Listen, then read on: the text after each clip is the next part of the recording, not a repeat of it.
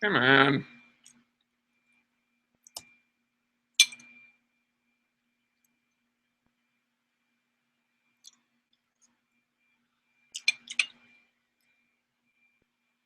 Thank you.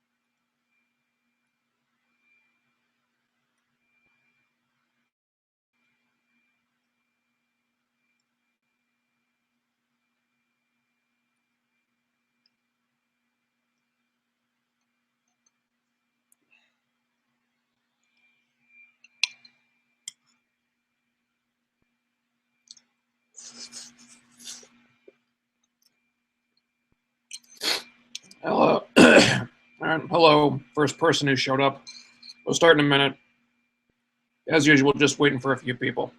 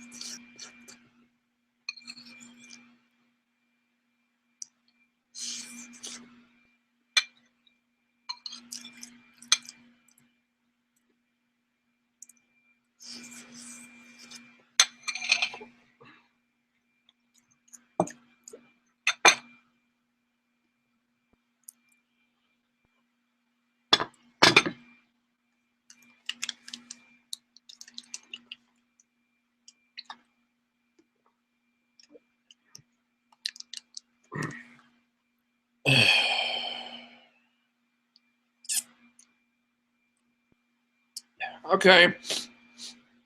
Well, the snowpocalypse was a little late, but it did eventually get here. Sort of. It's not quite a blizzard. Excuse me. It's not quite a blizzard, but it's close enough. Got a little over a foot of snow on the ground right now, so been kind of snowed in for the last couple days, and apparently it's going to get colder before this lets up. Fun stuff. So, really, haven't really been able to do that much. 1 second.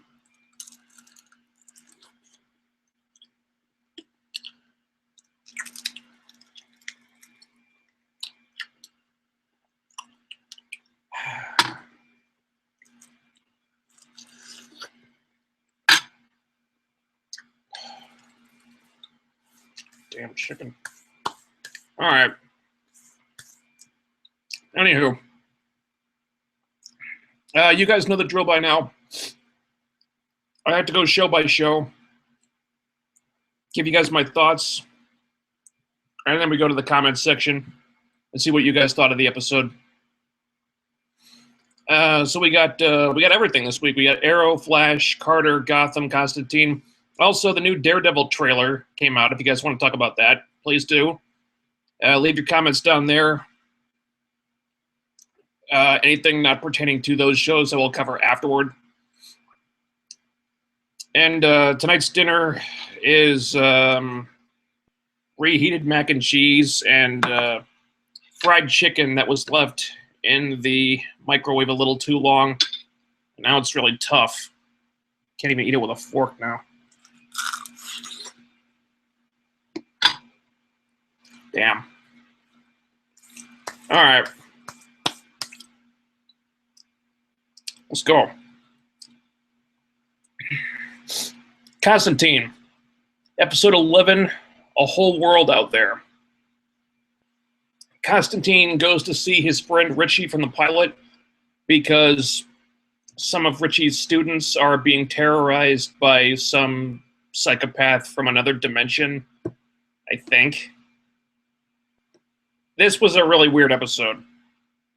There are these students who get into trouble playing around with magic that's supposed to let them travel to other planes of existence or something like that. I was never totally clear on why they were doing this, just for kicks, I guess. So they send their consciousnesses to some alternate reality where they run into this crazy person who has created his own little world there, where he's like a god and can control everything. And then he starts killing them one by one because evil. I watched this episode on Monday, and I'm still not sure why he was doing any of this. This entire plot was very confusing to me. I liked seeing the Richie character again. He was easily the best thing about this. The actor was terrific. You know, he manages to throw a ton of character into his performance. It was really well done. And it made me wish they would use him more often. I also thought it was interesting that the story and the resolution ended up being more about him than Constantine. But again, I really wasn't clear on how they resolved it. If the villain was supposed to be like a god in this reality, then how can Richie suddenly control everything? Why can he suddenly render the bad guy powerless? I did not understand how that worked. And the visual effects didn't help matters any. For the most part, the cinematography looked really nice here, but the green screen at the end, when they leave the house and they're walking around in the complete like CGI flower meadow thing, looked really fake and really hokey. Gotta say, I did not like this one. The story was confusing to me. The resolution was confusing. I got kind of bored with this episode, honestly. I mean, we're nearing the end of the season here, and we've still made very little progress with the narrative. A lot of people criticized Agents of S.H.I.E.L.D. for the story moving very slowly in the first half of Season 1.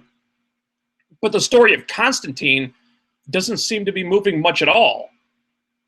Just about every episode, we get some kind of reference to this rising darkness plot, but nothing is really done to advance it or move it in any specific direction. It's just something that's kind of happening off screen somewhere, and might directly or indirectly be the cause of whatever's going on in the case of the week. And this was the first episode where I started getting kind of fed up with that. We're 11 episodes in. It just feels like more should have happened by now.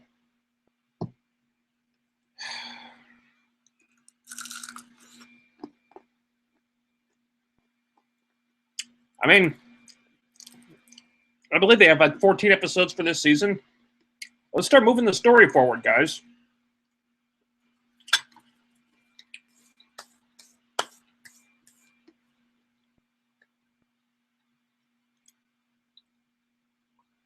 And as usual, I'll just do Constantine and Gotham together. All right, so we got Gotham. Episode 14, The Fearsome Dr. Crane.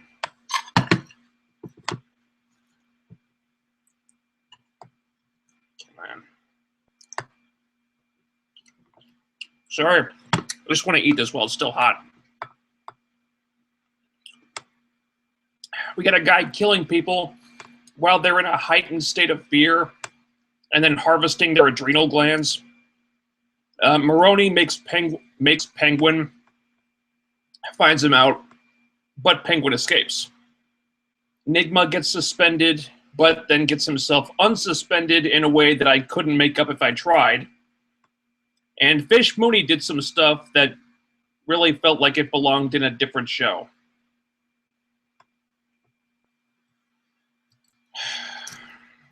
This was another episode that was all over the place, quite frankly. There's so many things going on right now. And they're splitting their focus between so many different things that I don't know if they're able to devote the right amount of time to any of it. The case of the week wasn't bad, but it was kind of transparent. I mean, frankly, this just reeked of, we want to use the Scarecrow, but we can't, so we'll just use his dad and have him do basically the same stuff. I mean, all he was missing was the mask and the fear toxin, if you think about it. I was willing to roll with this, but by the end of the episode, we really don't learn anything about this guy, why he's killing people, why he's taking their adrenal glands, or what he's doing with them. And there wasn't time to learn any of this stuff because there were so many other side plots to check in on. And not all of those work perfectly either. Like this Nigma thing. He gets suspended for trying to do the medical examiner's job. And I'm not sure why. It seems to be pretty well accepted in the precinct that the ME is an idiot. And yet they're stuck with him for some reason. Excuse me. I don't understand. The captain tells Gordon that people are watching him now, and he can't go after the wrong guys or something, but how does that apply here? Can't they just get rid of the ME because he's apparently really bad at his job? I mean, then you've got Nigma getting this guy fired by planting a bunch of human body parts in his locker. What the fuck, you guys? That's a pretty horrifying thing to do. And yet it's so cartoonishly over the top that it's played for laughs. No offense, Gotham writers, but that's messed up. Maybe I shouldn't knock it, though, because that means... because that may lead to us getting more of Leslie Tompkins. And she is one of the few things here that really works. You know, she's so much more likable than Barbara. Even Gordon seems to think so. He's got way more chemistry with her than Barbara. So if she's going to be the new ME now, that can only be an improvement. Now, the best thing here, not shockingly, is the Penguin subplot. Fish tips off Maroni about Penguin working for Falcone. I don't know why Maroni then drove Penguin all the way out to the country just to kill him. But the scene with them in the cabin was really good. I like that Maroni is played like a sly, smart dude here, setting Penguin up with the gun loaded with blanks. That was clever. As was the way Penguin escaped the car crusher. You know, as we're getting more into the show, they're establishing that Penguin is a lot more crafty and resourceful than he looks. And that's one of the things that usually works very well.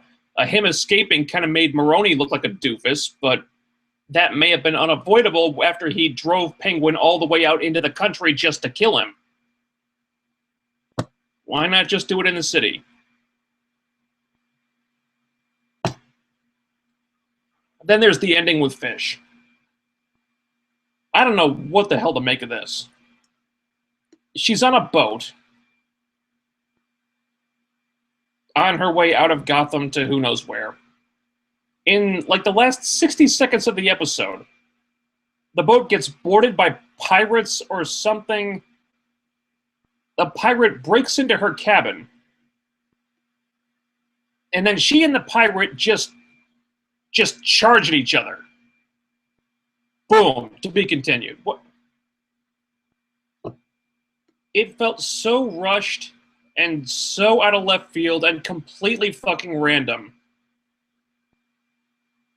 I almost laughed at it. This was just ridiculous.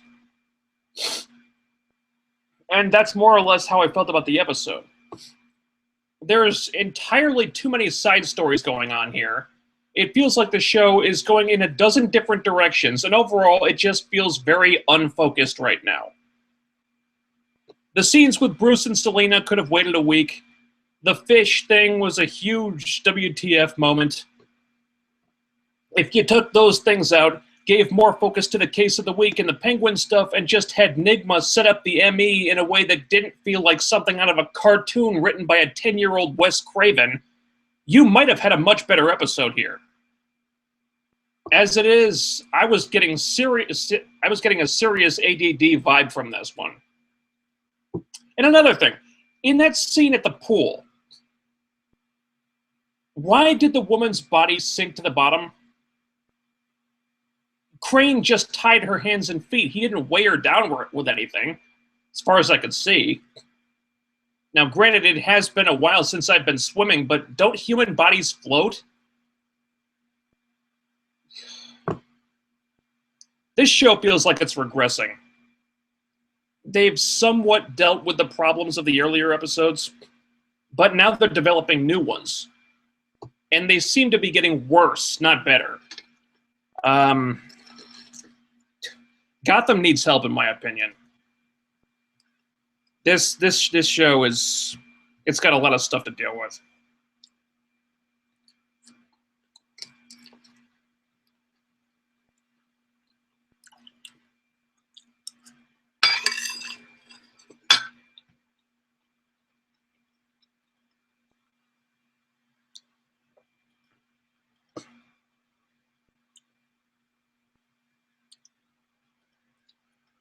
Okay.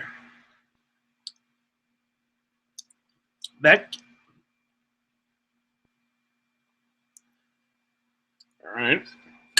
That gaming asshole. Not happy with Agent Carter this week, apparently. And we'll get to that.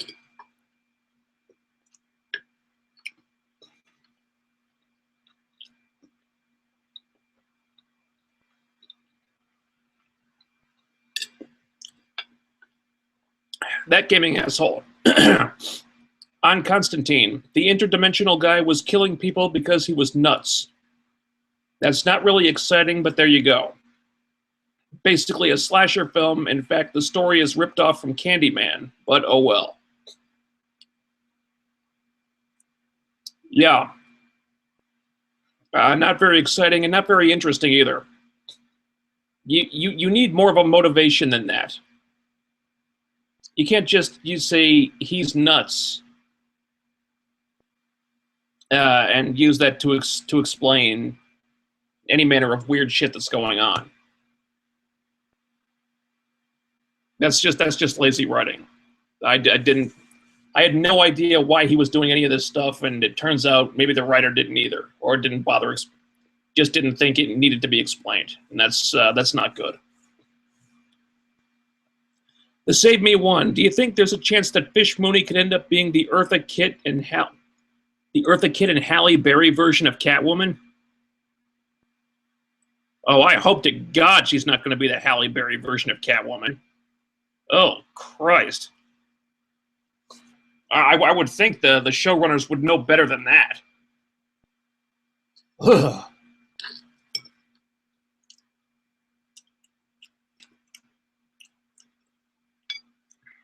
Eartha Kitt? Who knows, man? I think we got Selena Kyle running around there, so my guess would be no. That gaming asshole. This whole Gotham episode was a mess. I got precisely nothing out of what the villain was up to or even why. Yeah, that was my problem too. I guess he was making drugs from the adrenal glands, but what? Who? How? I don't know. I enjoyed the Penguin stuff, though. At least it was funny. Kind of 6 out of 10. Do better, Gotham. Yeah. Totally agree with you on that. I think the big problem with Gotham right now, they're trying to do too much stuff at once. They got so many subplots running. I'm not sure which one is a subplot and which one's the main plot anymore. It's just so many different things happening all at once. They can't really focus on anything and give anything the proper attention. So it just feels like a big hodgepodge of stuff right now. Ergo, you don't really have the time this week to devote to fleshing out the villain and explaining why he's doing any of this stuff, because you got to go visit. You got to have Gordon go visit Bruce, and you got to have Gordon talk to Selena, and you got to have Gordon flirt with Leslie for a little while. And you've got Nigma and Kristen Kringle and him doing all that stuff. And then you got to go check in with Penguin and Maroni and Fish, and it's too much. They're trying to do too much stuff at once. If you got to do all these different subplots, some of them can wait a week. You don't have to try to cover them all in one episode. Because when you do that, it just feels really, really unfocused.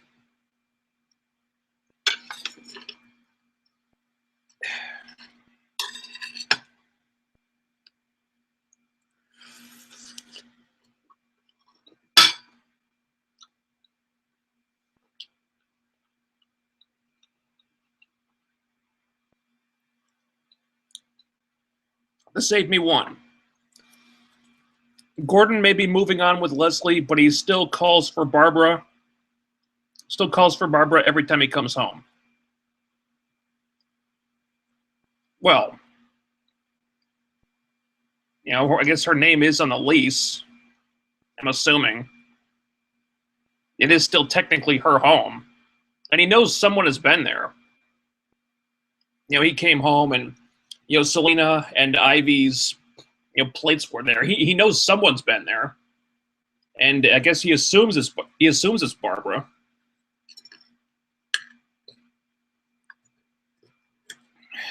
And I choose to use that as an explanation instead of him not being over her, because I really want him to get over her.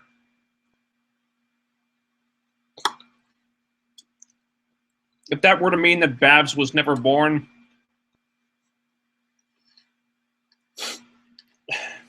I'd almost be okay with it at this point.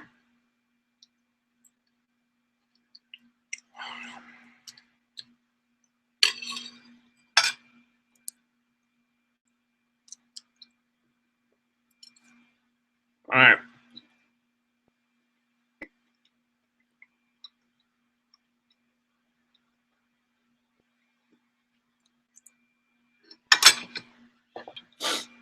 Agent Carter. Episode 5, The Iron Ceiling. Second. Okay. All right, Agent Carter.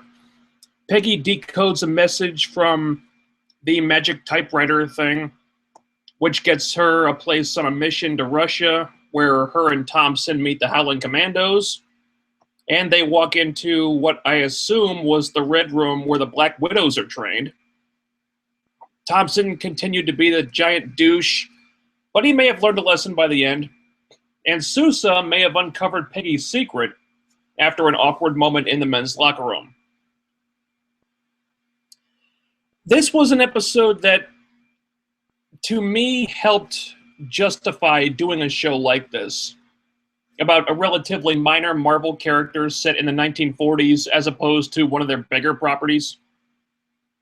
Because here they started getting into some really interesting tie-ins to the cinematic universe. We see the origins of the Black Widow program and the flashbacks with Dottie as a kid. And that was really helpful because as we learn more about her, we're learning more about Natasha Romanoff and how she was raised. And these are details that might never be able to come out in the movies, unless they ever do a Black Widow solo movie, and I don't know why the hell they haven't done that yet. I mean, after Winter Soldier, I would have fast-tracked that thing. But in the event that it doesn't ever happen, Marvel has tools like Agent Carter to expand on things like that. Anyway, we learn a lot about the Black Widows here, and this was really fascinating stuff, especially as it pertains to Dottie. And damn, how creepy was she in this episode? Searching through Peggy's apartment like that, noticing the trick with the yarn on the lock and not falling for it, learning how to do Peggy's accent, and then cuffing herself to the bed at the end of the night. Handcuffing herself to the bed when she goes to sleep. Just like the kids in the flashbacks. That was some twisted fucking stuff.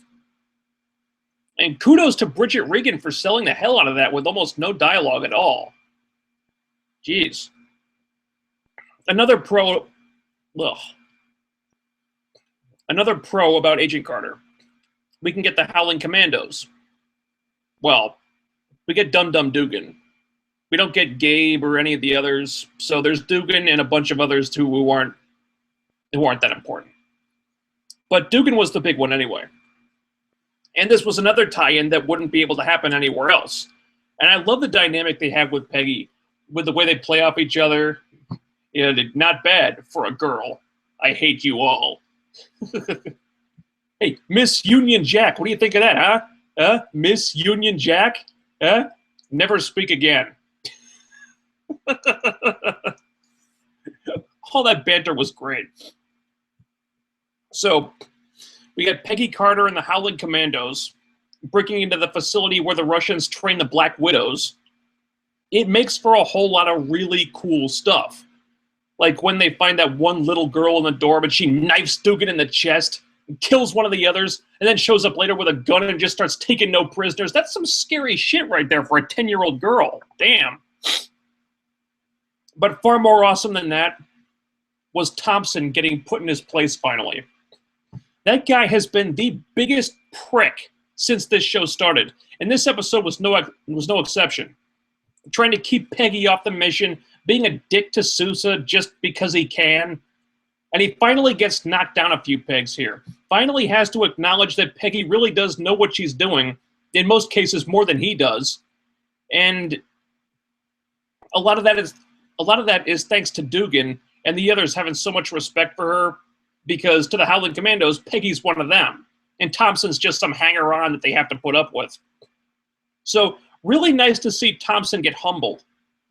First, when he has that PTSD attack in the middle of a firefight, and then admitting this horrible mistake that he made during the war. I'm not sure how much more sympathetic that made him. I mean, he basically committed a war crime, covered it up, and got a medal for it. Should we sympathize with him because he feels bad about that? I don't know. But it does make him more human and relatable. And by the end, he seems a lot more willing to accept Peggy as an agent and not just Captain America's ex. And that's something. As for Peggy, wow, she was a badass this week. There was definitely a sense of, after finding out that Howard Stark lied to her, that she's just completely done taking everyone's shit. And she's not putting up with it anymore. She walks into the chief's office and just completely owns the entire fucking room. Basically brute forces her way onto this mission, completely shuts the chief down. Like, no one is more qualified for this op than I am. Do you have any other agents who can get the Howling Commandos with one phone call? I'm going on this mission and choke on that asshole. And may I say, all this, very, very satisfying. They may have come a little close to Mary Sue territory here. Arguably too close. But you could say that Peggy needed to be cranked up to 11 to finally get through to these jerks she works with. And generally, I didn't have a problem with it. If I had one real gripe with the episode, it was that the big firefight at the end was problematic. Not that it was bad, really, because it wasn't. But for the most part, it was all done with static shots. I mean, use some dollies or some pans or something. If you're going to do a big fight sequence like this, with guns and people shooting at each other and all that stuff, I mean, there were ways to enhance that. Make it more harrowing, and they just didn't bother trying so much. I mean, the scene just didn't have any kind of, kinetic feel to it, which you really could have used.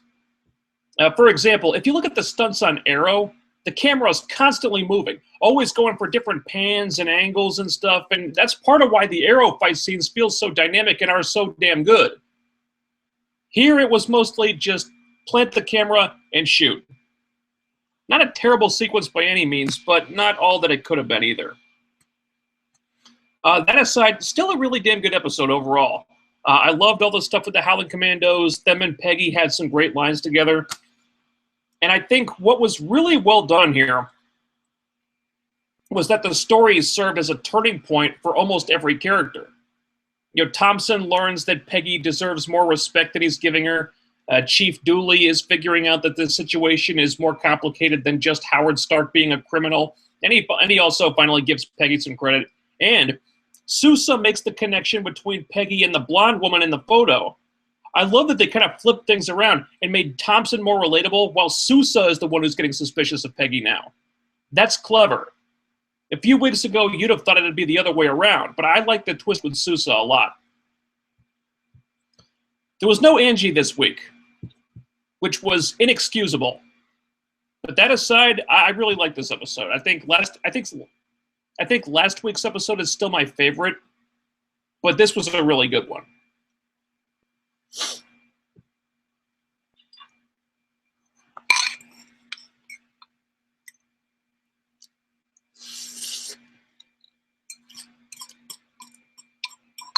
And my dinner's cold.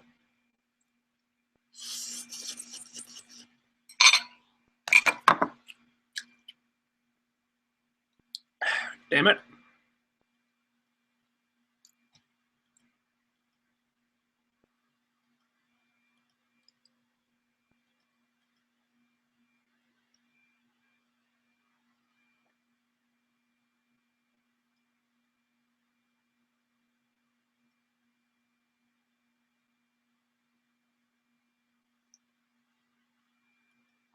Okay. That gaming asshole, your comment was marked as spam. That can't be good. Oh, Jesus Lord, Agent Carter. I have never seen a show that had such a Mary Sue main character in my life. Well, obviously you never saw Lana Lang on Smallville. I have never seen fanfics with Mary Sues like this. Peggy is smarter than everyone, better at solving codes than the code solver, better fighting than the Howling Commandos, better at everything than everyone, and everyone else has to be subservient or weaker than her to support this nonsense. She is so great at everything, it's repulsive. Impossible to relate to, impossible to even care about anymore. Even the Black Widow is envious and wants to be her, and bullshit, it's insane. Of course, the other agent is a liar because he doesn't like Peggy, so he must be. Again, fanfic stuff in a show on TV. My God, everyone is against her because she's so beautiful, so powerful, so good, it's sickening. My mother was watching this show, and her only advice was to just treat it like a cartoon instead of a real show. I may genuinely stop watching after this. We'll see next episode. I feel terrible for Thompson because this whole episode is about treating him like shit just to make this despicable Mary Sue look better. What a load. I had no problem with Peggy Carter in the movie, but now I fucking hate her character, and I may not watch the show again. One of the worst written, least believable stories I have ever seen. Okay. I see where you're coming from. I think you're exaggerating a little bit. I'm not sure why you think the episode was treating Thompson like shit, when in fact he's the one who's been treating other people like shit up until this point. Peggy, Sousa. He even acts kind of condescending to the chief in this episode a little bit. His behavior has been pretty crappy, to be honest with you. So, treating Thompson poorly? No, I don't agree with that at all. I thought this was the best episode for Thompson. I feel like I understand him more now. Yeah, he did a horrible thing during the war, but it shows that he's not he has human failings, and quite a lot of them, and he's imperfect, and it shows how it's informed his character, and he's kind of turned this into a coping mechanism where he kind of acts like a dick to overcompensate because of this guilt that he feels. I thought this was a really good episode for Thompson, actually. I do understand where you're coming from with the Mary Sue stuff. I may not totally agree, but they are heading in that direction. I like main characters to be more fallible. I think we had a better balance of that in earlier episodes. I like my main characters to be flawed.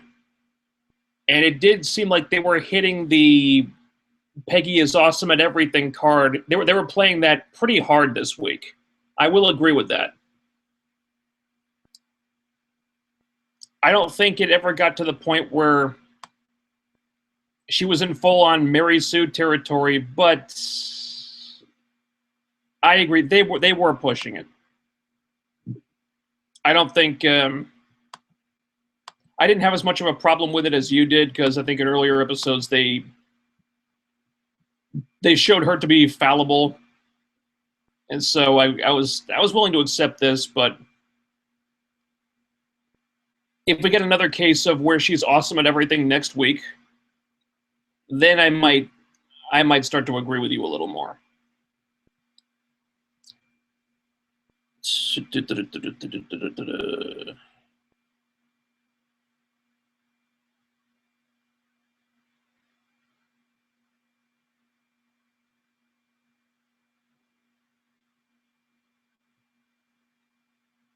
Duke Nukem 3DO.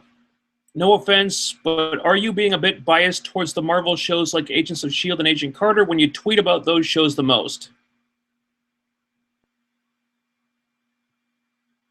I do tweet more during those shows, but again, I'm a Marvel guy. Never been a DC guy, although I do watch those shows and enjoy them. Am I going to be focused a little bit more on the Marvel shows? Yeah. That's my first instinct. Am I a little bit biased towards the Marvel shows? Possibly. I think most people are going to be biased towards the shows they like. I try to give fair criticisms to every show. Try to be unbiased. I don't know. I think I'm a bit more inclined to like the Marvel shows and a bit more willing to accept their flaws and not rail against them. But again, I think most people would be with the shows they like. Gotham question. All right, Gotham stuff. Flash.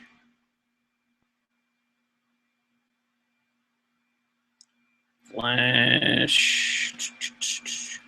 Save Me one. I see a lot of similarities between Grant Ward and Jack Thompson. Do you think this is just because Brett Dalton and Chad Michael Murray have similar acting styles, or are the writers hinting at something? I think it's just a coincidence. I think poor social skills. The characters might have a little bit of that in common, but other than that, I don't see too many similarities, honestly. I think it's just a coincidence. Okay, Arrow, Flash.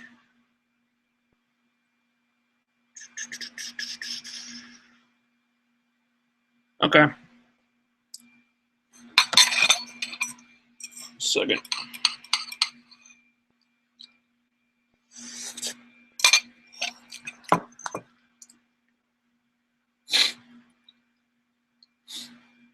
All right. The Flash. Episode 12, Crazy for You. We got Barry fighting a girl who can teleport. Cisco is a dummy and lets Pied Piper escape. And Barry and Caitlin go out to a bar. It's not technically a date, but, well, who the hell are we kidding? It totally was. This was the second episode in a row that was really good in that it got right things that a lot of previous episodes got wrong, mainly with the villain. Here we have another case of a bad guy for Barry to fight who is actually a credible challenge for him to overcome. And not just because of manufactured bullshit reasons like Barry having to act like an idiot just so he doesn't win the fight instantly. Here he's fighting a lady who can teleport. So in a way, she can also move at the speed of thought. She can even cover distances faster than Barry can if you think about it. So even though Barry is as fast as he is, it makes sense that he would have trouble catching someone like this. And on top of that, she seems fairly intelligent as well. Smart enough to lure Barry into a trap at least. She distracts him, gets his attention, then her boyfriend shoots him from behind. That's the kind of villain that works because they're overcoming Barry by being clever. And we also see Barry being very capable as well, using his powers the way he's supposed to, reacting to the gunshot just in time to stop the bullet before it goes through his neck. You show the hero being good at what he does, being very capable, but you also show the villains being legitimately dangerous, and nothing about this feels contrived at all. All very good. Plus, Barry actually has to use his brain to take the villain down and come up with a solution that makes sense rather than, I'm going to run in between them and let them shoot me from opposite sides at the same time until the streams cross. Here, he comes up with a smart solution. Her powers work by line of sight, so he just takes out all the lights in the tunnel to neutralize her. This is Barry being the intelligent character that he's supposed to be. And speaking of things that are supposed to be, Snowberry is finally becoming a thing. Yay! Or if it's not, then I have to seriously question if what these writers think they're doing. Seriously. But Barry and Caitlin are not so subtly flirting through this whole episode. It's not necessarily in the dialogue per se, at least not most of it, but it's there. It's in the behavior. It's in the acting. You know, they're playing up this unacknowledged romantic chemistry between them that Barry has just never had with Iris. You know, they're playing it up more than they have before, and it works. It works, okay? They have shared interests, things in common, such as knowing what it's like to be hung up on someone who may be a lost cause. Barry doesn't have to lie to her like he does with Iris. Plus, these two are just really fucking cute together. And they're clearly attracted to each other, even if they're not really acknowledging it yet, even if it's just something that, you know, Grant and Danielle are doing subconsciously. It's there. You know, Barry pointing out that Caitlin always bites her lower lip when she's worked up about something. When you like somebody, you notice little details like that, you know? Then we've got Caitlin finally deciding that she needs to get over Ronnie. First thing she does, goes to meet Barry at a bar dressed up all sexy-like, which he notices and he approves of, finally noticing how hot this woman is. Then when he takes her home and they start playing this up so hard, I almost had to laugh. Her undressing right in front of him. Yeah, she's drunk, but it still counts. Being like, so did you sneak a peek at my goodies, Barry? Because, you know, it'd be okay if you did. Wink. Oh, and Barry, can you stay until I fall asleep, please? Because I just know that I'll have sweet dreams if I fall asleep with this gigantic lady boner that you're giving me right now. I made up that last part, but that's basically what this was. Finally, the writers are not ignoring this anymore. Barry and Caitlin are waking up to the possibility of them becoming a thing now. If all of this was not teasing a future relationship between them, then the writers are just fucking with us. Because even if it was not intended to be there at first, Barry and Caitlin always had more chemistry than Barry and Iris. I always thought these two made way more sense together. I don't know how they can ignore it after this episode. And I feel very vindicated now because I was calling this in the fucking pilot.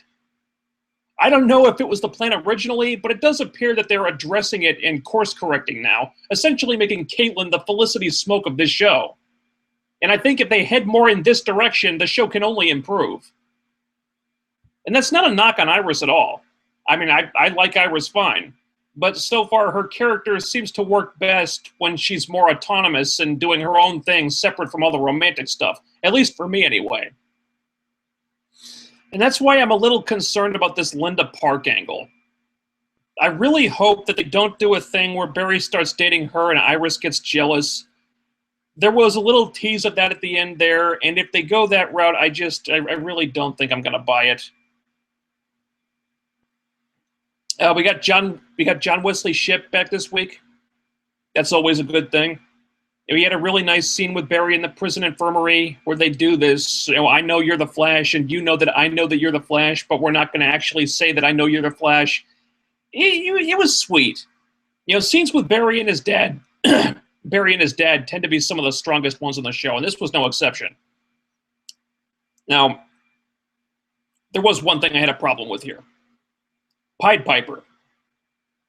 Why are they keeping him locked up at Star Labs? I'm sorry, I have a problem with this.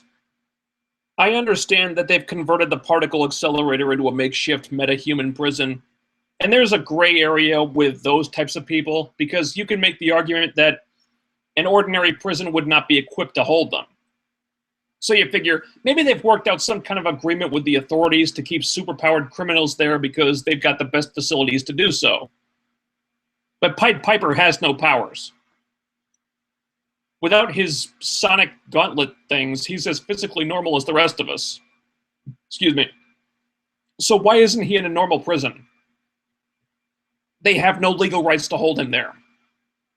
Why haven't the police or the government or Argus or somebody come to take this guy away? Him being kept at Star Labs makes no sense. Also, Cisco letting him escape, not too bright on Cisco's part. He was smart in that he had a plan in case Piper tried to escape, and credit to Cisco, it worked the first time.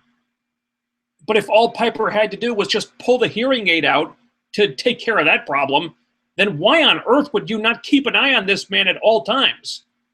Him escaping made Cisco look really dumb.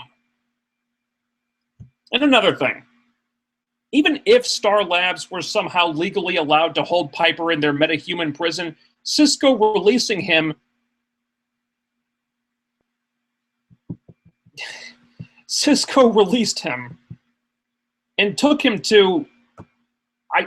I believe that was Barry's lab at the police station, wasn't it? Correct me if I'm wrong here, but to get to the lab, Cisco would have had to walk right through the police precinct with a recently arrested known criminal. And nobody notices this? Not a single cop even bats an eye? No, I'm sorry, that doesn't work for me. It's not enough to ruin the episode, though.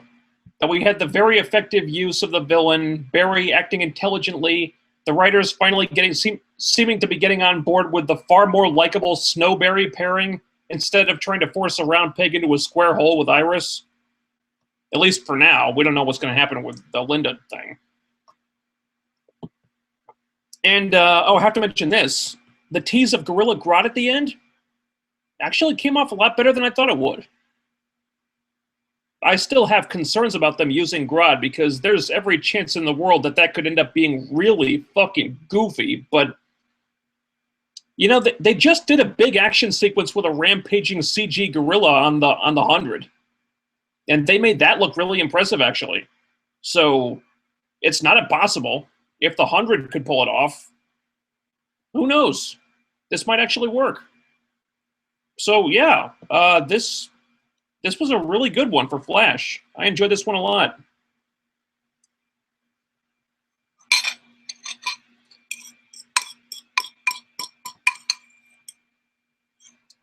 Come on.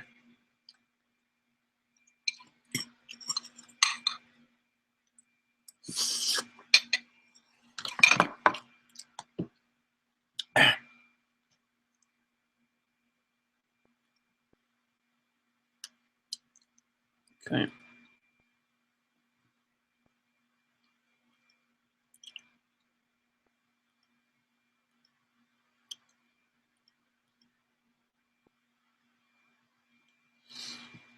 Okay.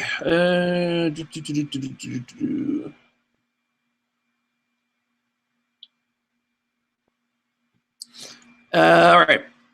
Elsa Morty on Flash. I really enjoyed this episode. I felt like they found a good balance. The plot was good. The Nemesis had motives.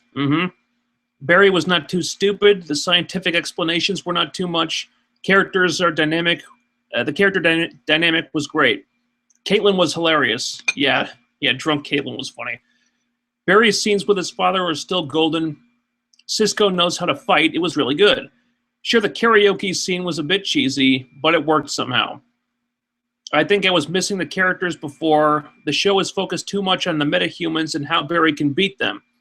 It is a waste of time. We need to see the characters and see the story moving forward.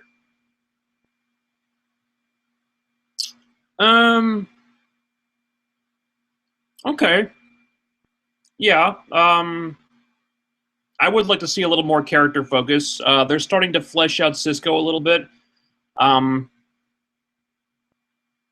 think Caitlin is getting a bit shafted. I would like to see her get a storyline and get some development that is not about a man. It's not about her in relation to Ronnie or in relation to some other guy. Just have her let her be her own character sometimes. I think that's needed. I think with her it works in a way that it doesn't with Iris, but I think it's necessary for her to be more independent. I would like to see that. I agree with you on that. But yeah, pretty much agree with all your points here. Barry is acting like the smart person he's supposed to be. Danielle Pennebaker was really funny here. Okay, the karaoke stuff, cheesy, but hey, she's drunk. You do stupid stuff when you're drunk. Okay. See, that gaming asshole. I wonder if that Sonic Blast will give Vibe his powers. Well, Vibe's powers are not Sonic-based, are they? I don't think so. I'd have to look that up, but I don't think they are. I guess they always just assumed that Cisco would eventually get his powers from the particle accelerator. Maybe he just had like a delayed reaction. Who knows? Also, Jesus Christ, Flash writers, can Barry get laid or not? Yes or no? Well, we're only halfway through this. We're only halfway through the season. He's still got time. Excuse me. Either let him get with Killer Frost or the Asian chick or something, because this Iris bullshit is weak. Last week.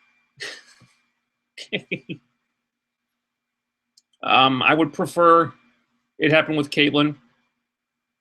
Plus, I mean, if he were to sleep with Linda Park, that could get all sorts of awkward when Wally shows up eventually. I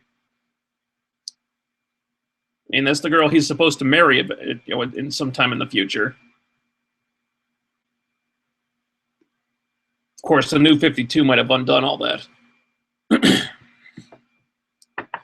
Yeah, I would hope Barry doesn't sleep with Linda Park. Just be a little too weird. But who knows what they're going to do.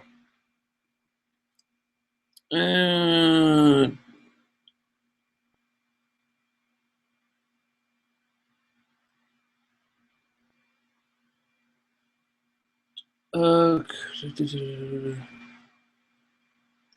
this is kind of an arrow question too. What I'm doing. Profess 84, excuse me. A little dyslexic. This happens sometimes. Arrow is my favorite show on TV right now. I love how they're going in different directions. They have cliffhangers in every episode, which keeps the audience interested. I am loving that what the CW is doing with their shows. I really like The Flash, and I was excited to see one of the main villains in the DC Universe, Gorilla Grodd. DC is doing so well on the CW. Yeah, the Gorilla Grodd tease did come off a lot better than I thought it would. I'm a little more optimistic now than I was before that they could pull this off. I think the villains in The Flash have been a little hit and miss.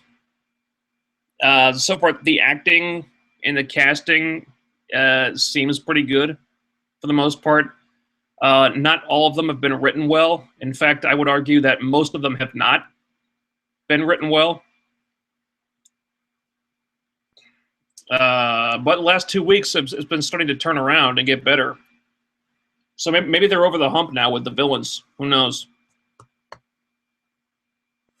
And Arrow, I can address that later.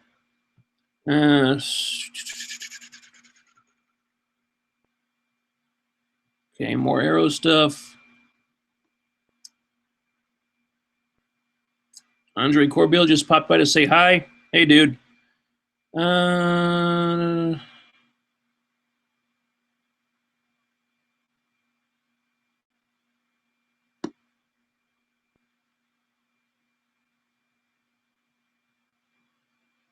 Agent Carter stuff.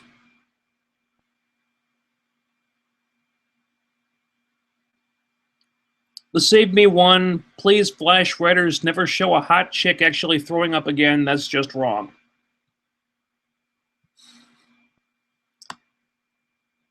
Well, she was drunk. And let's see, I got a Twitter question here. All right, this is in response to something I tweeted. Barry finally goes out with Caitlin, and he gets hit on by another woman. These writers need to take their heads out of their asses. And at Pedro Lunian replied, Linda is there to make Iris jealous. Doubt we'll ever see Snowberry. Possibly. They were teasing it an awful lot here. I feel like even if it doesn't really happen, they don't really get together, they're going to have to address this at least. They can't just leave it hanging after that episode. They really can't.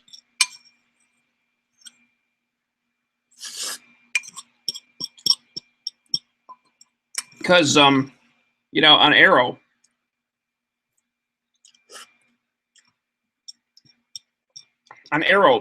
this whole thing with Oliver and Felicity was never supposed to happen. That wasn't in the plan originally. That only happened because, you know, they really liked Emily Bett Rickards and they kept bringing her back. And then eventually they noticed that, holy shit, she's got great chemistry with Stephen Amell, way more than Katie Cassidy does. The fans are starting to pick up on this, so we're going to have to address it at some point. And they did, and now she's like the big romantic interest now, and Katie Cassidy's doing her own thing. This is going to turn into a similar situation. Eventually, they're going to have to incorporate this because they'd be stupid not to.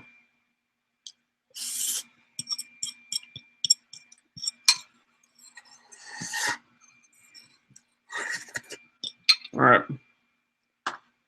Okay. Click out of that.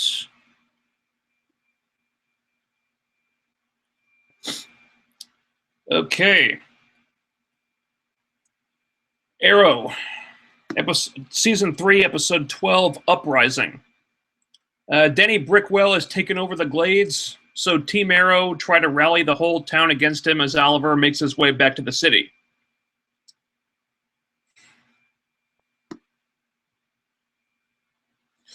This episode was hit and miss, I think. There were some parts that were really excellent. But when you look a little closer, you see a number of things that were not so good. In fact, they were kind of stupid. More than anything, this episode was a morality tale about Malcolm Merlyn. Now, we finally get flashbacks for him, showing us his origin, and despite a lot of dialogue here feeling pretty unnatural and stilted, it worked. You know, we get the gist of it. We get the big event that informed the person that he became and the decisions that he made. Yeah, that's all right, but there's two problems with it. First, we never actually see his wife, which I was not okay with. This is the person whose death sent him on a downward spiral that led to him becoming a mass murderer. and we never even get to see her on screen. Second, the scene where he confronts the man that he thinks killed her. The guy takes his gun off him, beats the shit out of him, then just leaves him there on the ground and doesn't even take the gun as he walks away. What did he think was going to happen? Merlin just grabs the gun and shoots him in the back. Off screen, mind you. I'm sorry, but that scene was really contrived, in my opinion. I just didn't like how that was constructed.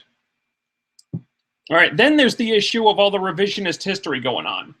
Suddenly, they want us to think that in his own twisted way, Malcolm Merlyn had good intentions when he destroyed the Glades. That he was really trying to help the city. What kind of horse shit is that? Good intentions, my ass. Merlin did all that in season 1 because he wanted to murder everyone in the Glades. He made that very, very clear, okay? Remember? They deserve to die! All of them! The way she died! You can't just do that and then spin it like he meant well the whole time. That doesn't work. This is not a redemption story. This is just the writers backpedaling. However, I do think that John Barrowman managed to sell it by the last scene. In that final scene where he's standing over Brickwell about to kill him, he made me believe that he did at least feel like he made a lot of bad decisions since his wife died. And that's something. Maybe there was a twinge of remorse on his part. But I still feel like they're trying to make the character more sympathetic than he actually is. And I'm just not buying it right now. Now, the big A-plot here is Danny Brickwell taking over the Glades. When the episode starts, the police have cleared out for like a week. And Brickwell's people are just running wild. They have free reign over the entire territory. I had a problem with this because they made it look like the authorities were completely impotent in this situation and are doing absolutely nothing about it. You'd think they would call in like the National Guard or the Marines or Navy SEALs or something. You'd think the government would get involved at some point.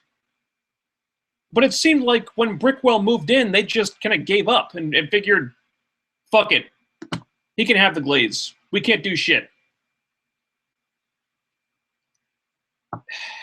That aside, the episode did do a really effective job of showing that escalation had become such a problem that it would lead to that massive brawl in the streets at the end.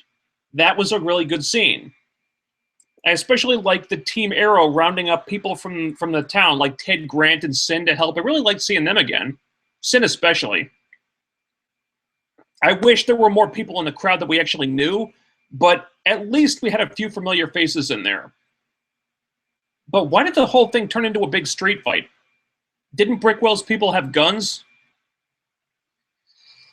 I did like seeing Sin again. You know, they were going to have to use her at some point to address her connection with Sarah.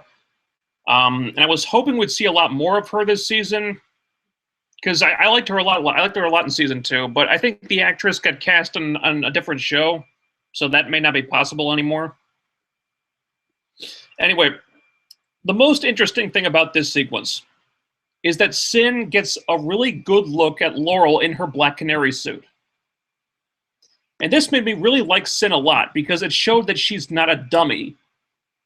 She takes one look, and just like that, she can tell that it's not Sarah.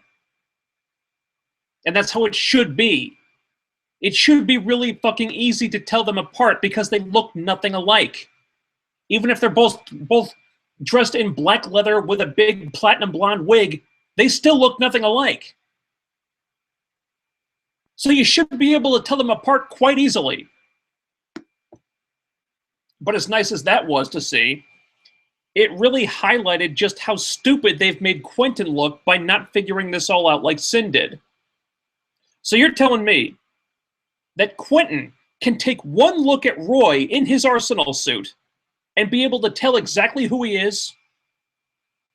but he can watch news footage of Laurel dressed as the Black Canary, and somehow he still thinks this is Sarah when her and Laurel have completely different body types. He can't tell one daughter from the other. It doesn't even cross his mind that this might be a copycat or something. When he sees that the woman in black is much taller and much skinnier than Sarah ever was, he doesn't even think about that. That's dumb. I find it very hard to believe that a seasoned police detective of many years would be this freaking gullible. So you had to take a lot of this with a grain of salt. But the big brawl itself did feel like a really massive encounter. Maybe epic, if you think about it. This was something that they built up for 3 episodes straight, and it made for a very fitting climax, I think. Oliver's arrival was a really nice, uplifting moment. I wasn't crazy about how his reunion with Team Arrow was kind of truncated, but it's the limits of TV. They got to keep things to a running time. But the scene with him and Felicity in the alley afterward was very, very good. Some excellent acting there by Emily Bett Rickards. You understand why she's feeling this way. The idea of working with Malcolm Merlyn is unthinkable to her, and she can't believe that Oliver would do such a thing. It feels like a real dilemma, and not just a bunch of contrived nonsense to keep them apart for a while longer. However, there is a very good reason why Oliver is working with Merlyn, and I could not for the life of me figure out why he didn't just try to explain this. He's working with Merlyn. He thinks that working with Merlyn is his only chance to stop Ra's al Ghul, to save his sister and himself from the League of Assassins, and so on and so on. He doesn't like it. He doesn't want to do it. But his back is against the wall here, and he thinks he has no real choice.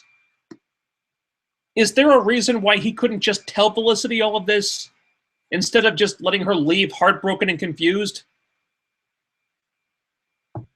Because I'm racking my brain to think of a reason, and I can't come up with one. I feel like a lot of people are going to overrate this episode. Despite the problems, which there were a number of, I do think it was good, but it wasn't the greatest episode ever. It wasn't as good as people on social media were saying last night.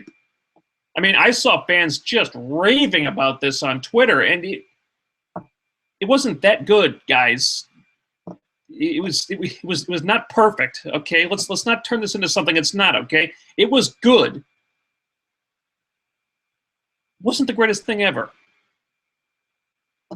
And overall, I think if we're rating the installments of this 3-parter from best to worst, in my opinion, it would be Part 1, Part 2, Part 3.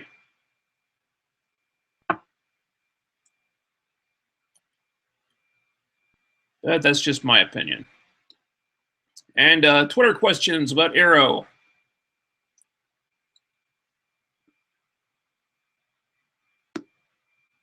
All right, all from Pedro Lunian.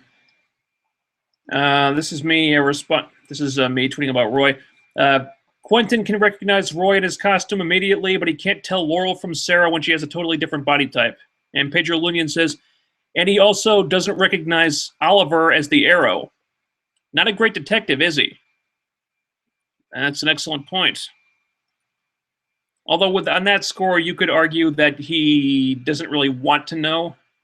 He might, in the back of his mind, he might know, but he's made it clear that he doesn't want to know who the Arrow is, because that would make it harder for, that might compromise things.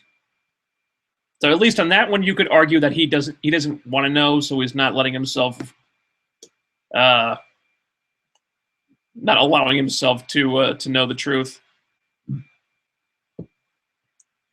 But still, you make a very good point. All right, I say Merlyn didn't think he was helping the Glades. There's some revisionist history going on here. Pedro Lunian says, redemption story. Yeah, I think that's what they're going for. But it's not it's not well executed. I think they took Merlin too far over to the dark side to be able to bring him back with, oh, he really thought he was helping them in his own twisted way. No. He didn't think he was helping anyone. He just wanted to kill everybody in the Glades. They spelled that out very clearly in season 1.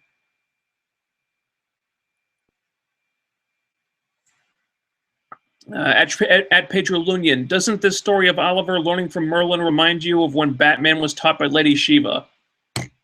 Never read that story in the comics.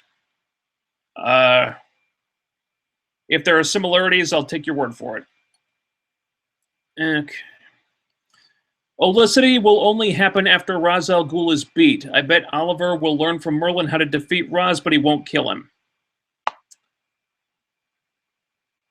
Yeah. The way they keep driving home that point of only the student can kill the master. If anyone kills Ra's al Ghul, I think it might be more likely that Merlin would do it. I wouldn't want Oliver to kill him. I mean, he's worked so hard to try to get his humanity back and to not be a killer anymore. I hate to see him regress. So my guess would be Merlin would do it if it comes to that. Or maybe he'll die by some other means. But, yeah. Oliver and Felicity probably won't be getting together for realsies until that problem is dealt with. You're probably right about that. Pedro Lunion, Laurel has fallen for Ted. Great idea. I don't know if you're being sarcastic. I can't tell. But I actually do think that's a good idea. I said this before, but Laurel's scenes with Ted Grant are generally the ones where I dislike Laurel the least. I think those two characters kind of fit together very well for some reason. There's some kind of there's a little something between them that I don't feel between Laurel and the rest of the cast. Maybe it's a chemistry thing, I don't know, but I do kind of like them together for some reason. That just seems to fit. And anything that makes Laurel more likable as a character, you hold on to that for dear life. Let's see. All right, I say Quentin can recognize Roy in his costume immediately, but he can't tell Laurel from Sarah when she has a totally different body type. Pedro Lunion says, Felicity worked for Oliver. Roy works for and dated Thea. Oliver disappears and the Arrow is MIA. Yeah, and still Quentin doesn't know that something's up. I guess what we're meant to take away from this is that Quentin, whether or not Quentin is a good detective or a bad detective, is determined by the needs of the plot and not by the character itself, which is not great writing, unfortunately.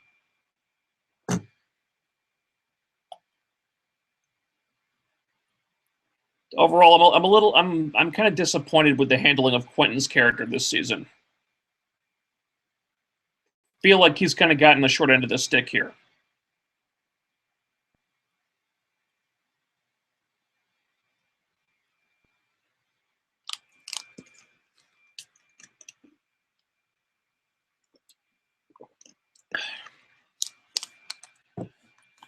Come on.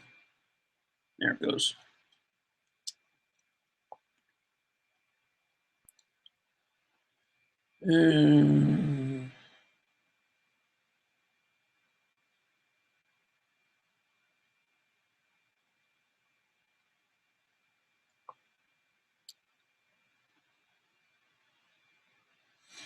All right, Profess 84. Arrow is my favorite. Arrow's my favorite show on TV right now. I love how they're going in different directions. They have cliffhangers in every episode, which keeps the audience interested. Yeah. I think the cliffhangers have... They've been kind of reaching with these cliffhangers this season. I think a lot of the times... The cliffhanger... It's not really a cliffhanger per se. It's just something to set up the next episode. And it's not like an organic way to leave the previous episode on it to be continued. We're just showing you what happens next week, with no real connective tissue in between. Like when Cupid showed up at the end of one episode,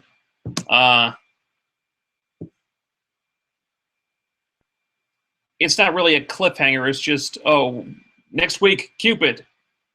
It's like they're taking the next week on Arrow thing and they're putting it into the end credits stinger, you know? Not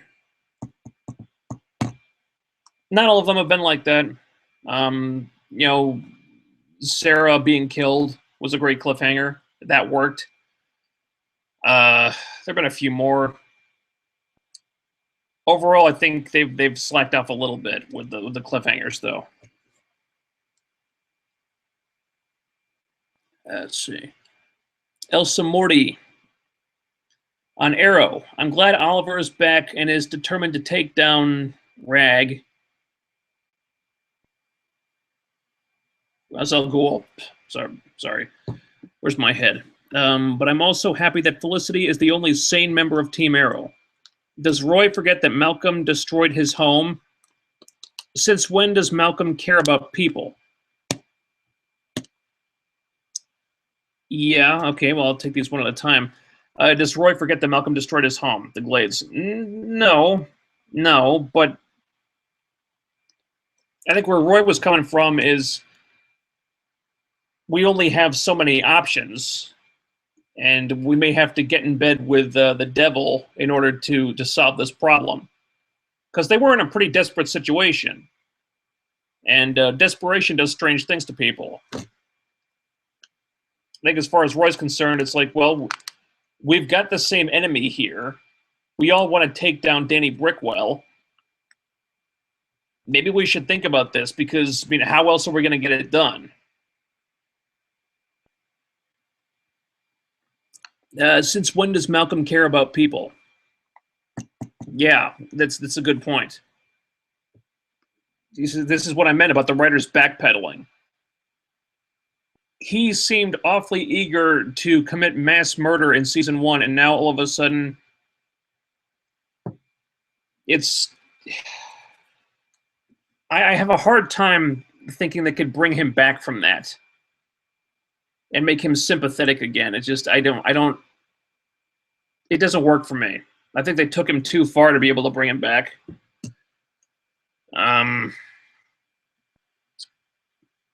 I love the last scene, and Felicity's logic was so impeccable. I had to applaud Oliver's lack of loyalty when it comes to the women in his life had to be addressed. I don't know why he... yeah.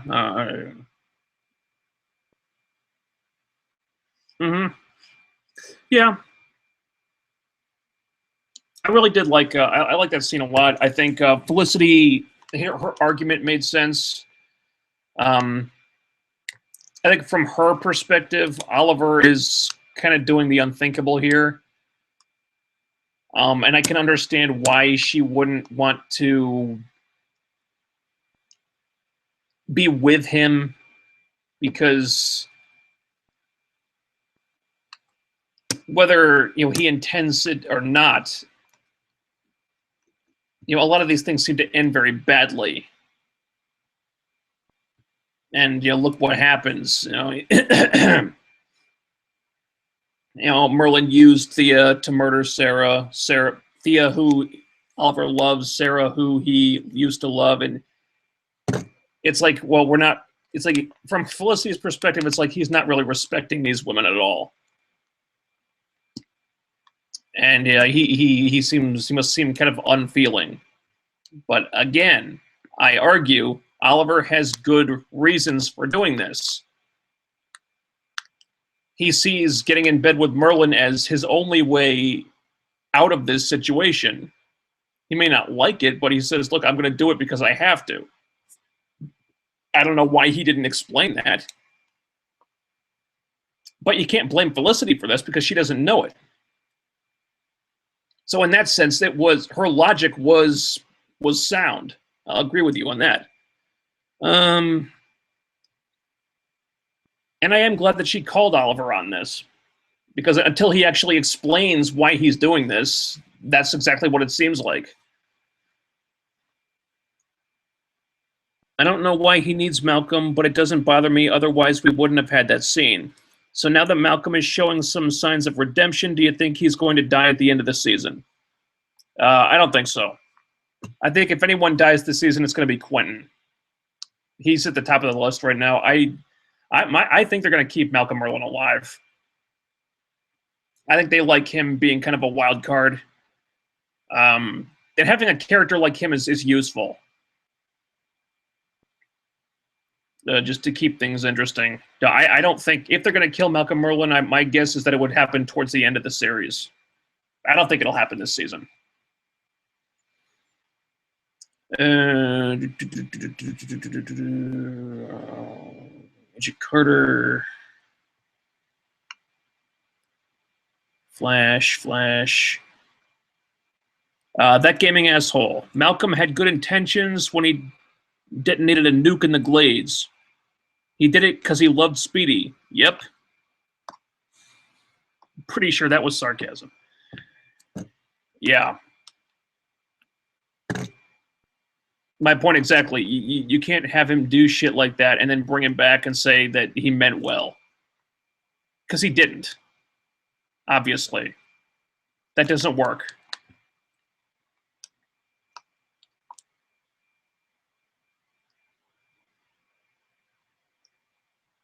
That gaming asshole. I missed a bit of Arrow to watch fresh off the boat. Don't laugh, my girlfriend is Asian. Why would I laugh? It looks like a funny show, actually. Anyway, what I saw was pretty good, but I still can't grasp how no one but Sin was able to recognize Laurel until now. Yes, exactly. Also, the whole Malcolm nuked the city for a good reason thing, wow. Really, Arrow. 8 out of 10, good, not great. Yeah, exactly. I don't know how Laurel fooled anyone. She can dress up like Sarah, but she doesn't look like her. I think that the fact that Quentin could not tell them apart makes him look really dumb. If Sin could tell them apart that easily, why couldn't her father tell them apart? It's just, it's stupid. Elsa Morty, the flashbacks are starting to take too much time on the present days. I feel like the scenes and the resolution of the plot are really rushed now.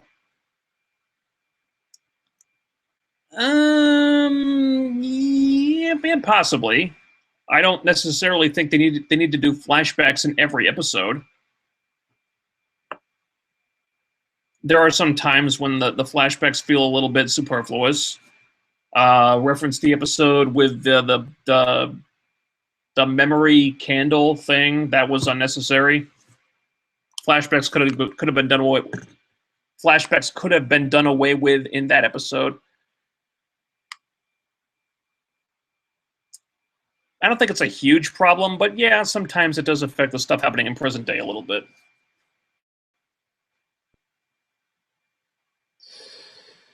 Okay.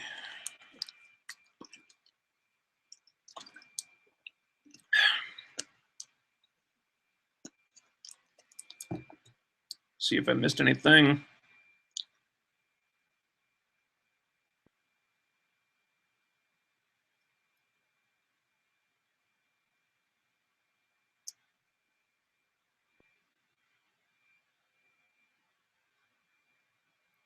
That gaming... Here's one for Gotham. That gaming asshole. I have no idea why they chose Riddler over Mad Hatter in this story arc. He's clearly supposed to be the Hatter here, not Riddler. My only thought is the writers didn't know the difference. And my God, I hope they write Barbara out of the show in favor of Leslie. Jesus. Yeah, well, we're running the same page with Leslie. They can just phase Barbara out, make Leslie the new female lead. Yeah, that would be for the best. Absolutely.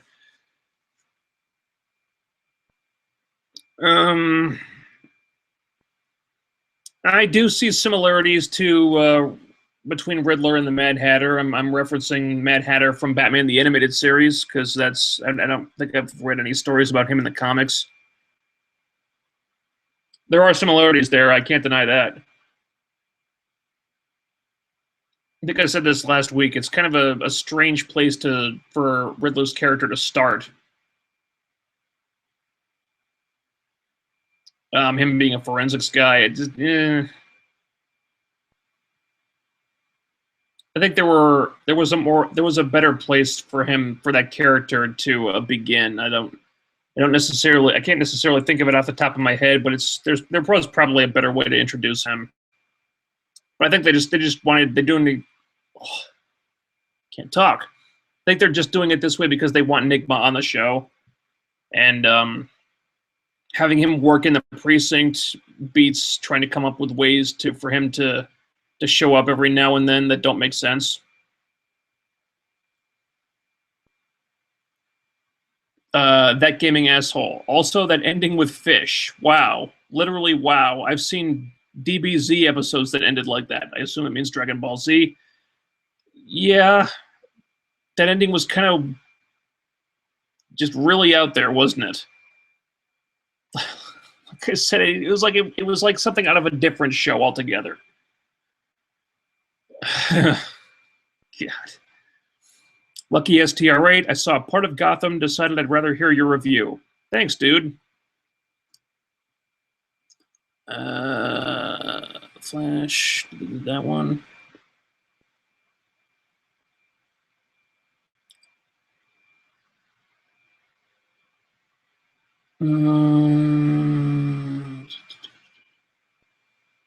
That gaming asshole. Actually, you know what? You want my review of the episode, Agent Carter? Look up Black Hole Sue on TV Tropes. Be disgusted alongside me. Be sad for Haley Atwell having to pinch her nose and act in this shit. 2 out of 10, and that's because the acting was above average. Okay. I think you're being a little harsh. I don't think it was as bad as you're talking about. I do appreciate that there are some Mary Sue qualities here sometimes. I agree, it was dialed up a lot in this episode. I do think there was a reason for it because, again, she had to kind of be really in your face and really exaggerated in order to get through to these male characters. An argument can be made that it was too much. I don't think it was that much. Elsa Morty. I fell asleep during the first Captain America. It was so boring. The second movie was awesome, though, and I couldn't understand the hype over Peggy Carter.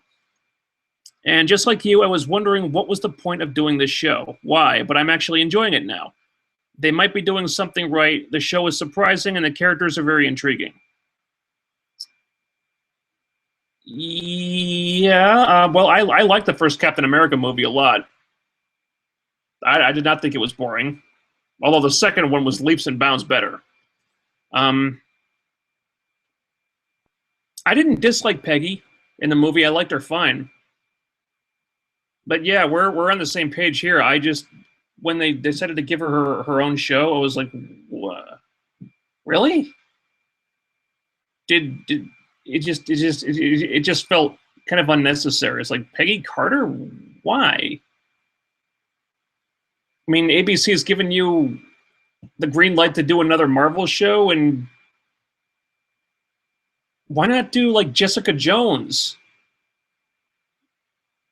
Or you got Jessica and Daredevil and Iron Fist and Luke Cage all on Netflix, and here's Peggy Carter. I mean, there were more prominent characters, bigger characters from the comics that could carry a show. Peggy Carter's not that big a character. the whole thing just kind of made me scratch my head and wonder why. I didn't get it at first.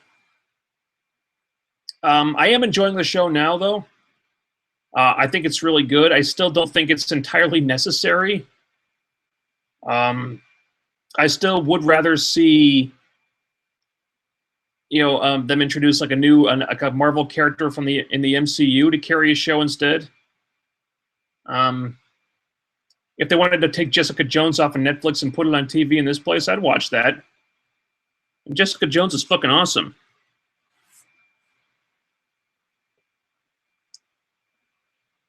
Yeah, I agree, though. I think the show is very good. I like the setting. I like the characters. It doesn't feel... I still kind of wonder why it all happened.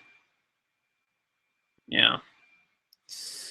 That gaming asshole. I enjoyed the third episode because she was treated like a human being, not a superhuman warrior bred in a lab. I write for a living. I write sci-fi. I have read about how to write and what writers' fiat is. This episode breaks every rule violently. Okay, I understand where you're coming from. I agree there are some Mary Sue qualities here. I don't think it's as bad as you're saying. I will agree. I want her to be more fallible and have more flaws and be more vulnerable sometimes. They need to tone down the Superwoman stuff a little bit. I just don't think it's as bad as you're saying. And that gaming asshole. Flash was really fun this week. A relief from some of the bullshit earlier this week and the mediocre Constantine. Mm-hmm. Yep, I'm with you on that one.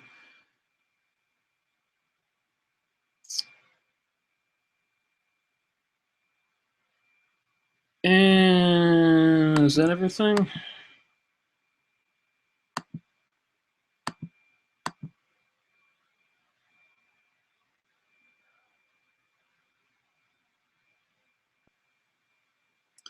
Here we go. The Save Me one. What do you think of the new announced lineup for the live-action Titans show?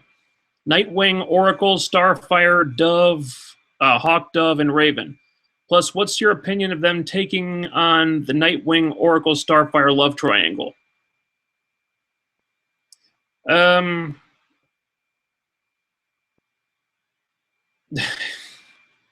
they doing the love triangle thing? Why the hell not? I always preferred Dick and Barbara together, but you want to throw Starfire in there? Why? Yeah, go for it.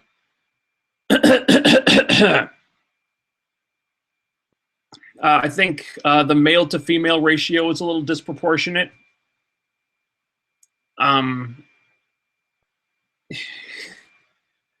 Seems like it's almost all women and not a whole lot of men. I did notice that there are not a lot of ethnic characters in the lineup. I think it's too bad that they couldn't at least get Cyborg in there. TV budget, maybe that's not possible, but I would like it if there was an ethnic member or two. I don't know if Starfire or Raven qualify.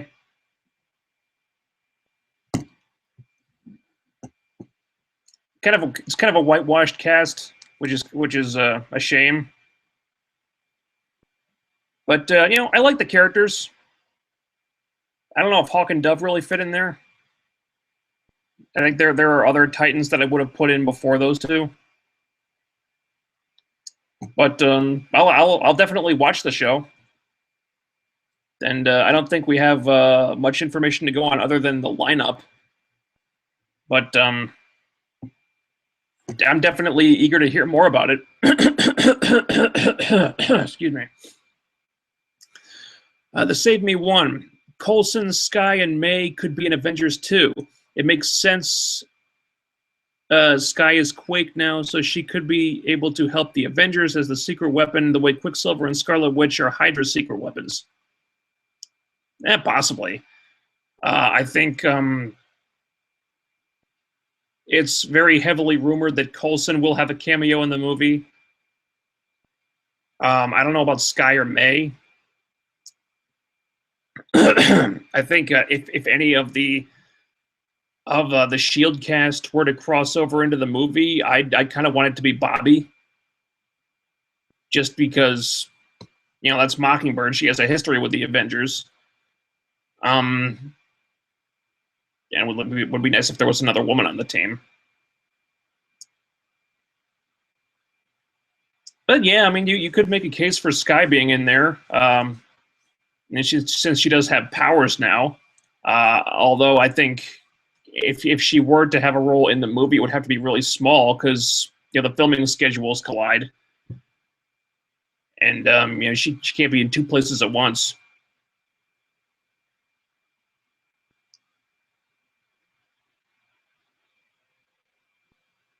As the Avengers' secret weapon, I don't know why she'd be a secret weapon. I mean, they've got Thor, they've got the Hulk. I don't think Skye's power levels are on the same. They were in the same plateau as those guys. If they wanted to put those three in the movie, though, that'd be cool, though. Definitely. I kind of doubt it. I think if we'll see anybody, we'll see Coulson. Anybody else is probably not too likely. That gaming asshole. Save me. I hate love triangles. I hate the idea someone always has to be left alone, unloved. Knives Chow and Scott Pilgrim almost destroyed me. And that was the least of that series' problems.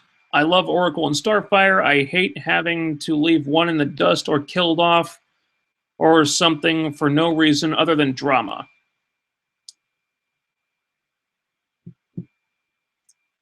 I think it all depends on how it's done. I think love triangles are overdone.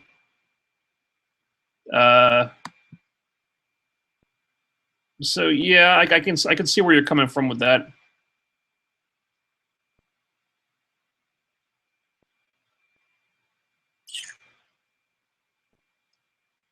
Now, personally, I was kind of relieved when the whole Fitzsimmons trip thing didn't turn into a love triangle on S.H.I.E.L.D.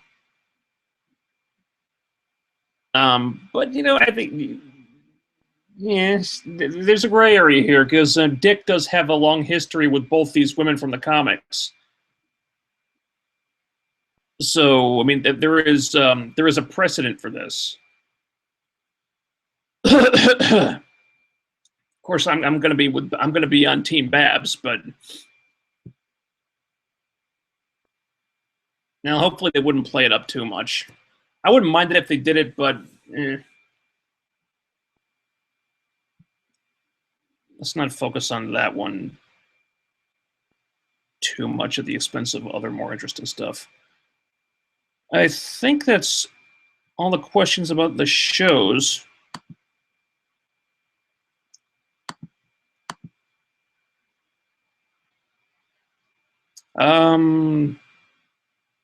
You know what? How about we talk about the Daredevil trailer? I don't have it queued up or anything, but if anyone was wondering about the Daredevil trailer that just came online, I think the other day, it was really good. Obviously, they're going Frank Miller. I didn't read that story, but he's in the black suit, and I guess the red devil suit is going to evolve over time, over the course of the season. Because I heard it that he will end up in the red suit by the end. So this is going to be like an origin story. It looks really promising. I love how gritty and down to earth and like naturalistic and dark it looks. It looks like a really atmospheric show. I love the cinematography. This, to me, looks like what I wish the movies and the shows could do more of. Obviously, there's going to be a limit to how dark the ABC shows can get because they're on ABC. I think being a Netflix show gives them free reign to just go as dark as they want and do a lot of stuff that they couldn't get away with in any other medium. It looks like it's going to be like bloody and violent, and it looks like what I imagine Daredevil should be. I think, yeah. Yeah, little snippets of action we got looked really good too. I'm looking forward to this. I never really been a big Daredevil guy. I never collected the comics or anything, but I'm excited for this. I'll absolutely watch Daredevil. You get everything?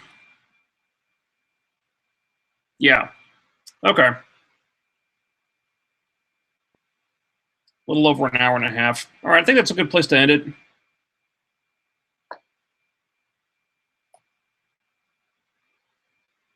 Okay, thanks. So thanks everybody for tuning in. Sorry, a little distracted with my food here. Haven't really eaten anything all day. But I need to have a planned outro. I suddenly just start babbling, lose my place. I'm sorry. The same time next week. Until then, later.